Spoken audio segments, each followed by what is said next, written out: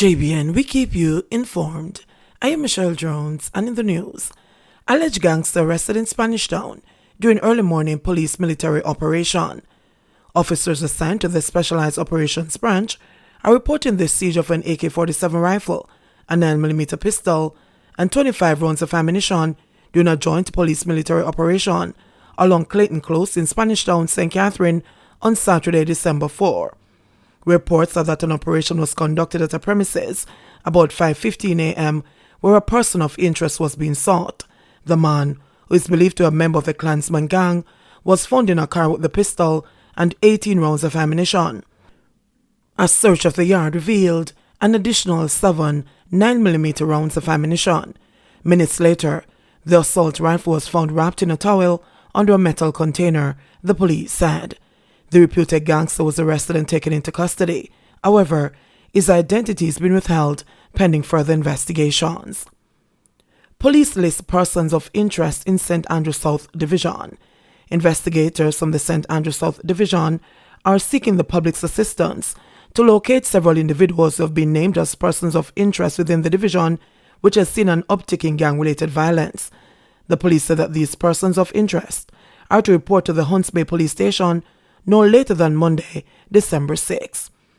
Listed are Marquis Ellis of Riverton City, Raven George of Bishop Avenue, Shane Brown, otherwise called Dougie, of Balmegi, Pete Abdullah of Balmegi, Marlon Moore, otherwise called Shotty Mark, of Ebony Road, Tower Hill, and Kirk Grant of Tower Hill.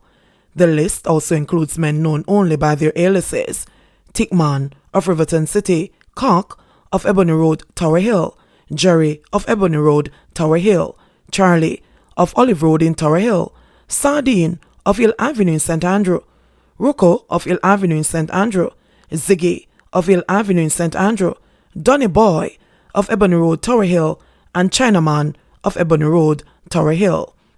The police are imploring anyone knowing the whereabouts of any of the individuals listed to contact the Hunts Bay Police at 876-923-7111, Crime Stopper 311, or the Police 119 emergency number. Gun permits in firing line. Over 100 cases under investigation. Businessman Robert Ivy was given license for 4 guns, including a rifle and a shotgun, despite convictions in the United States for drug-related crimes. Late businessman Robert Fletcher had 2 fraud-related convictions when he was given permits for 2 firearms, including a 12-gauge shotgun. The permits were approved by the Robert Gregg-led Firearm Licensing Authority Board of Directors over a 3-year period that ended in 2015, and are among over 100 cases that have been under investigation since 2017 for alleged breaches, according to a source. Shane Darling, Chief Executive Officer of the FLA, declined to disclose details of specific cases, but confirmed that Ivy's permits were revoked as a result of the investigation and warned of more gun license revocations. We have found several cases of persons who are unfit to hold license, and the board has started the process of revoking those licenses, he said during an interview on Friday. Mr. Ivy is one such. The businessman had his 4 permits yanked in June 2019 after the FLA indicated in a notice that he was no longer considered a fit and proper person to retain a firearm license. The Court of Appeal, in a ruling on November 19, and the Supreme Court have dismissed separate legal challenges to have them reinstated. Hugh Wildman, the attorney who represented Ivy in both of the permit cases, said, "That is not known to me," in reference to Ivy's convictions. "I don't know about that. I was not Mr. Ivy's attorney at the time. That's news to me," the attorney said. Ivy was convicted in July 1995 for possession of and conspiracy to distribute marijuana and sentenced to 4 years in prison before he was deported from the U.S. However, the businessman indicated in documents filed in the Court of Appeal case that he has never been convicted of any criminal offenses and is of good character. Fletcher, who was gunned down at his St. Andrew business in May this year, was convicted for forgery and uttering forged documents after he attempted to board a flight for the United Kingdom with a fake British passport bearing another name. His sentence was not disclosed. According to sources, Ivy first applied for a firearm license on October 18, 2011, but was denied by the then FLA board, chaired by retired Assistant Commissioner Errol Strong, by reason of his convictions in the United States. But less than 2 years later, in May 2013, after the Gregory-led board was installed, the FLA approved a license for Ivy Records Show. The other 3 licenses were issued between 2014 and 2016, though Ivy checked the yes box on his 2014 application where it asked if he had ever been convicted of a criminal offense in Jamaica or overseas.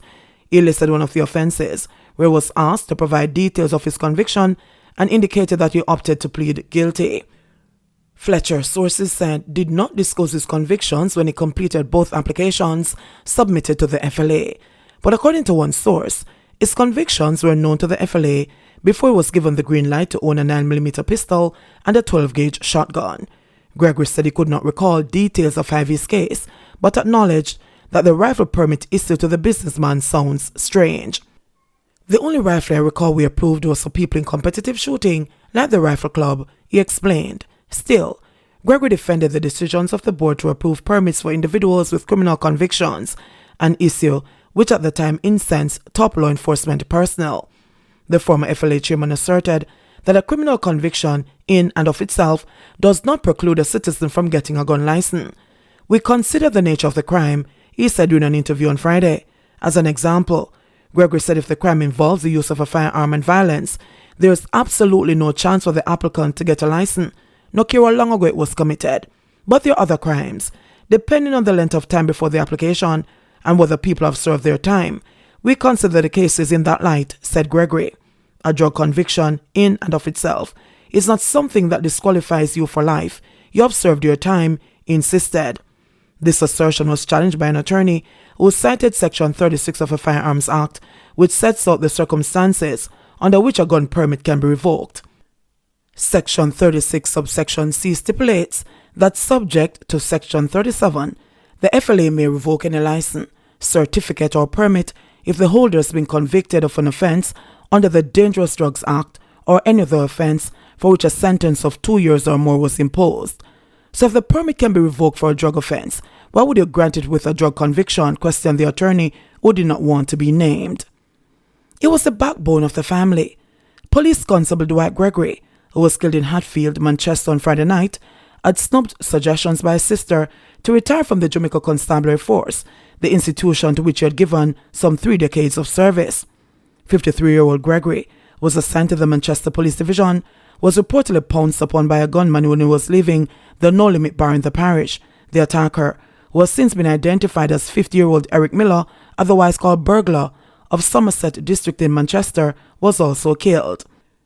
Investigators assigned to the Mandeville Criminal Investigations Branch said the bodies of both men were discovered at about 10 p.m. on Friday on an embankment near the establishment. Both men had been shot. 2 firearms were seized at the scene: an illegal Springfield Smith & Wesson pistol with a magazine containing 12 9mm rounds of ammunition and a Smith & Wesson revolver containing 4 rounds of ammunition.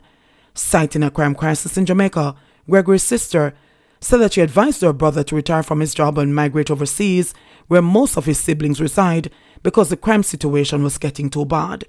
He still stayed because he loved his job. He loved doing his job. He spent nearly 30 years protecting citizens of this country, and he did it proudly, she said.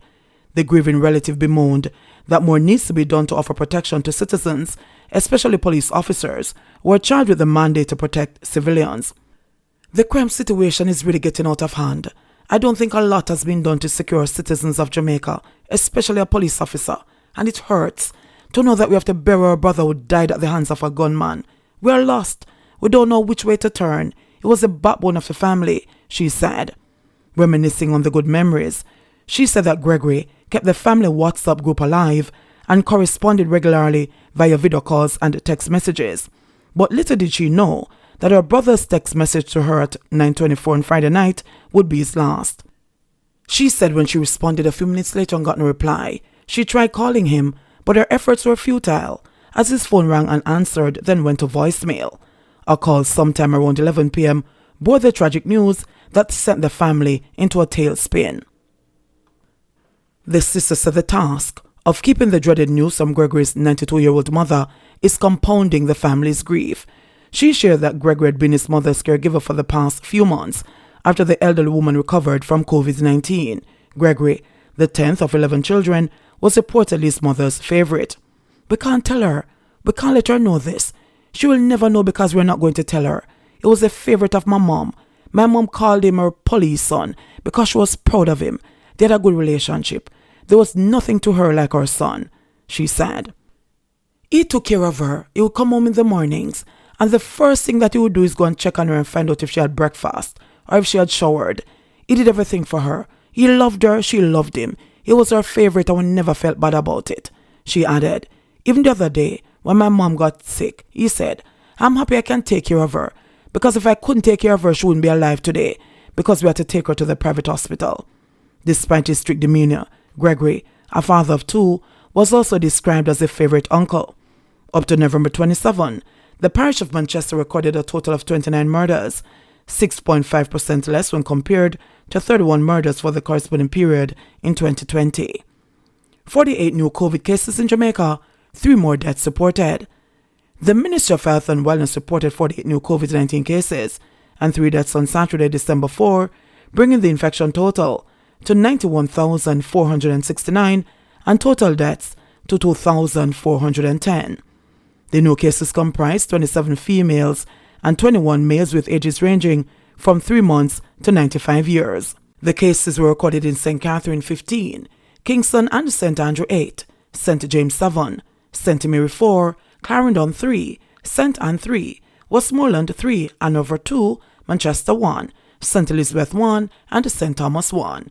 Deaths include an 89-year-old female from Kingston and St. Andrew, a 54-year-old male from St. Mary, previously under investigation, and a 75-year-old female from St. Catherine. The deaths occurred between December 1 and December 3, 2021. In the meantime, 118 more people recovered in the last 24 hours, bringing total recoveries to 62,942. Currently, 136 people are hospitalized, 17 of which are severely ill, while 10 are critically ill and 20 are moderately ill. JBN, we keep you informed. Please remember to subscribe, like, share, leave us a comment, and click the notification bell to receive our daily news items.